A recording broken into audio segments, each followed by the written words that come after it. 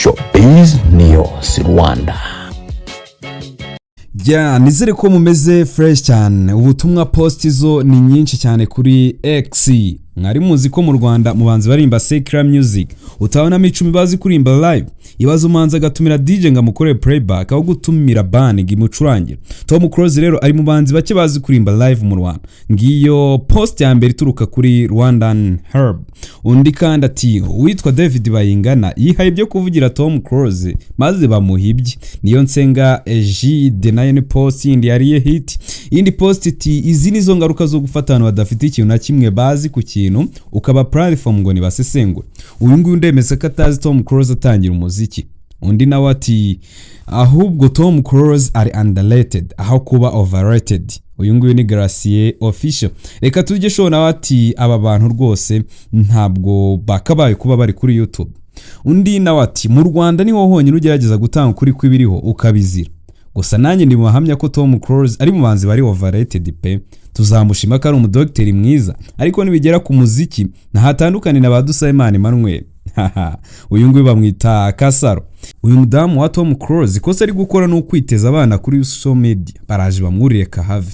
Hanyuma rero wowe nguhaye ikaze, izi ni post zigiye zitandukanye ziri kugenda zicaracara kuri X, kuri kandi kuri Instagram. Wowe urabibona utufite igitekerezo kihe kuri izi nkuru ziri kugenda zivugwa kuri Tom Close? Uko byagenda kose, niba uri umuntu ukurikira Showbiz News Rwanda, niba uri umuntu ukurikira imyidagaduro, iyi nkuru ya Tom Close na yunguyu Ngabo Roben ntabwo wabutayizi, ariko none nimba utayizi turaje tuyinyiremo turengo byagenze bite, ture impamvu uri kugenda ubona yunguyu Tom Close na Ngabo Roben ahantu henshi agiye atandukanye, kandi uri kugenda ubona umugore wa Tom Close agaruka. Kora subscribe mbere na mbere kugira ngo tujyane akantu kukanda, hani uzajya ukura amakuru myidagaduro abagezweho buri munsi. Kwitwa umuhanzi cyangwa umunyabigwi ntibikuraho ko ushobora kunengwa, ariko binasaba ko n'abanenga babikora mu bwubahane no mu bushishozi. Mu myidagaduro nyarwanda hari ikiwo mu muco wo guhagacira babaye inkingi z'uruganda, bigatumwa bamatinya kuvuga ku rugendo rwabo kugira ngo batabwirwa amagambo asebye.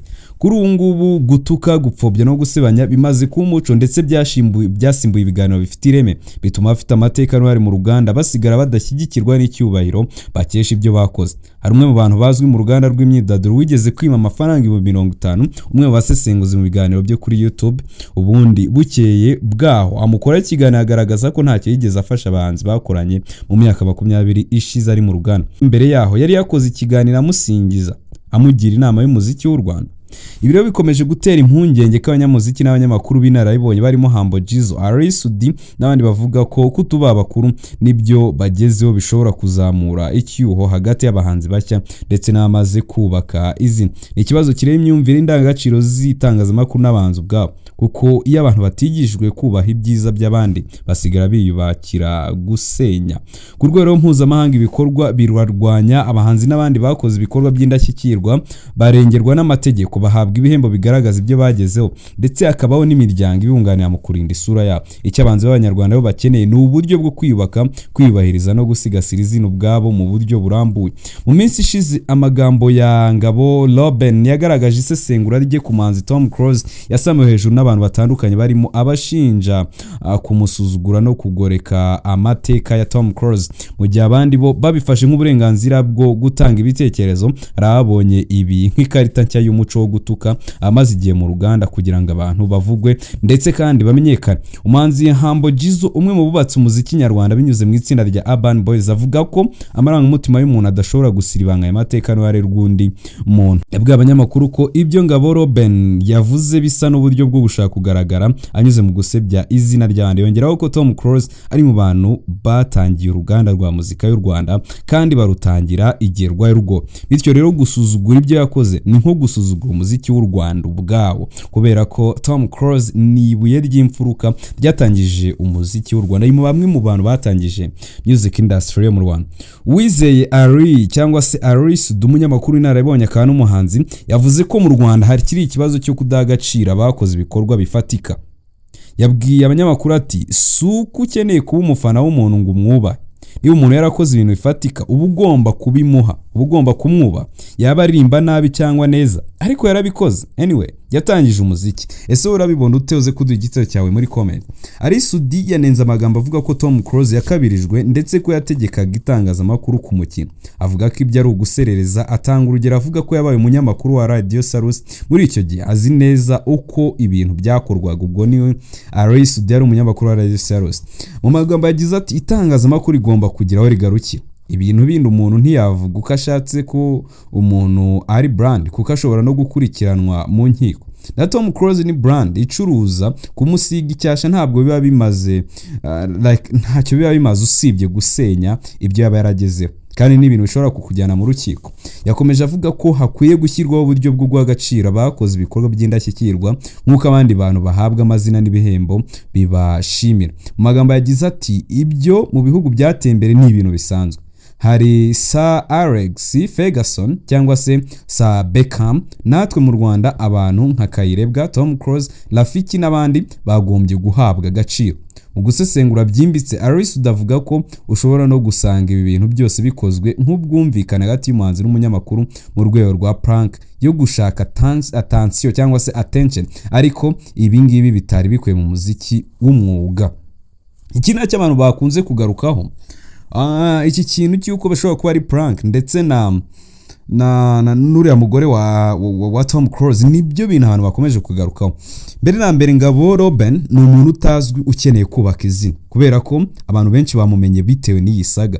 Tom Close nawe ni umuntu muri ino minsi avuga ko agiye gukora igitaramo yizihiza imyaka 20 amaze mu muziki. Ibi ngibi rero ni ibintu bishobora guhita bigaragaza ko ari prank, ariko nanone nimba atari prank ntabwo bikwiye, nimba nanone ari na prank byose ntabwo bikwiye.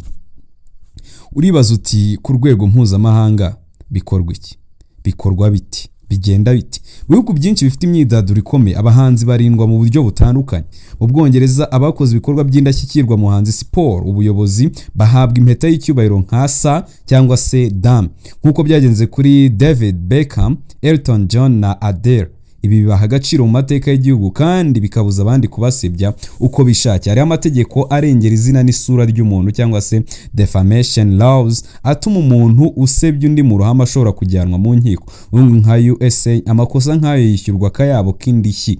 Abahanzi bakorana n'amakampani cyangwa se ya public relations PR n'abanyamategeko babarengera. Hari n'imiryango nka ESCAP, BMI USA cyangwa se PRS for Music UK irengera inyungu zabo mu buryo burambuye. Abategura amarushanwa n'ibihembo mpuzamahanga nka Grammy Award cyangwa se MTV, VMAs bagira uruhare cyangwa se urutonde rw'abahanzi bakoze ibikorwa by'indashyikirwa, bityo bagashyirwa ku rwego rutagerwaho n'iserereza rihubukiwe. No kuvuga ngo mu Rwanda ho bimeze teho bigenda bite? Mu Rwanda nk'uko bivugwa n'umwe mu bashoramari mu muziki, usanga abantu baragize imyidagaduro turatugabana, aho umuntu uko abyumva agenda avuga icyo ashaka atitaye ku ngaruka biri buteze. Avuga ko gutanga igitekerezo kidafite ishingiro bishyira igitutu ku bantu bakoze ibikorwa by'ingirakamaro, bigatuma batinya kugaragara cyangwa se kubwira amateka yabo ababakurikiye. Uyu mugabo arashimangira ko nubwo umuntu afite uburenganzira bwo gutanga igitekerezo, gikwiye kwigishwa no kumenya aho urubibi rurangira hagati y'uburenganzira n'ubushotoranyi.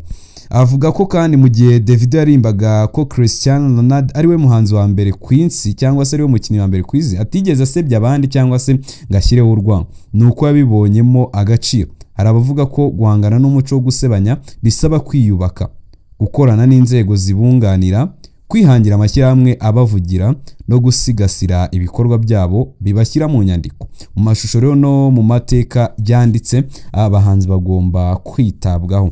Ibi ngo byatuma umuziki wubakira ku mateka no ku ndangagaciro aho kubakira ku mabaruwa yandikwa nabo bashaka kumenyekana barisha abandi. Umuziki kimwe n'indi mishinga y'iterambere usaba kubahwa no gusigasirwa. Iyo umuhanzi amaze imyaka arenga 10 akora, agahindura amateka, agatanga icyerekezo, abaye igicumbi cy'umuco atari umuntu wo kwibasirwa mu nyungu z'abandi. Hari abajya kure bakavuga ko kubaha ibyagezweho si ikintu gikwiye guterwa isoni, ni umurage ukwiye gusigasirwa. Umuco wo gutuka no gusebanya abahanzi ntuzubaka umuziki, ahubwo uzasenya n'abari bagifite umurava. Ngayo ngukorera. Ariko nanone nagira ngo tuvuge ku mugore wa Tom Close. Umugore wa Tom Close ari comment nasomye hano cyangwa se igitekerezo kivuga ngo uyu mugore wa Tom Close ashobora kuba ari kwisuzuguza. Nsoma n'undi uti ari hagati ya Tom Close na Lucky Fire ninde uzi kurimba kuruta undi. Nkuko nabivuze nanone David Bayingana yihaye ibyo kuvugira Tom Close maze bamuhibye. Mwari muzi ko mu Rwanda mu bahanzi barimba secular music utabona 10 bazi kurimba live. Ibaza umuhanzi agatumira DJ nkamukoreye playback mu gitaramo instead of gutumira band runaka ngo imucurange. Tom Close ari mu bahanzi bake bazi kurimba live mu Rwanda. Hagati ya Tom Close na Lucky Fire ninde uzi kurimba neza kuruta undi. Ahubwo Tom Close ari underrated. Uyu ni Gracie official. Izi nizo ngaruka zo gufatana badafite ikintu na kimwe bazi ku kintu kaba platform ngo nibasesengure. Nkundemeza ko atazi Tom Close atangira umuziki, niyo mpamvu ntashobora guta umwanya wanjye ndeba umuntu nk'uyu. Mu Rwanda niho honyine ugerageza gutanga ukuri kw'ibiriho ukabizira. Uyu ni Kasaro. Indirimbo ya Tom Close na Sun Kingdom collab yo muri 2011. Kingston yari icyamamare ku isi n'indirimbo ze nka Phase Rock, Beautiful Girls, Many n'izindi zigiye zitandukanye. Umudamu wa Tom Close ikosa arimo gukora ni ukwiteza aba bana bo kuri social media baramwurira kahave. Iki rero nicyo nagira ngo tuvugeho nanone. Umugore wa Tom Close post yose ivuga ku mugabo we imuvuga nabi. Comment zose zihari zivuga nabi umugabo we. Yazikoraga reply. Kandi reply mu buryo bukomeye cyangwa se mu buryo bw'umujinya. Bamwe bakabimushimira bati ewana uyu mugore ni umuntu mwiza cyane kubera akazi kwita ku mugabo. Ariko nanone biri mu bintu bishobora gutuma abantu bagusuzugura.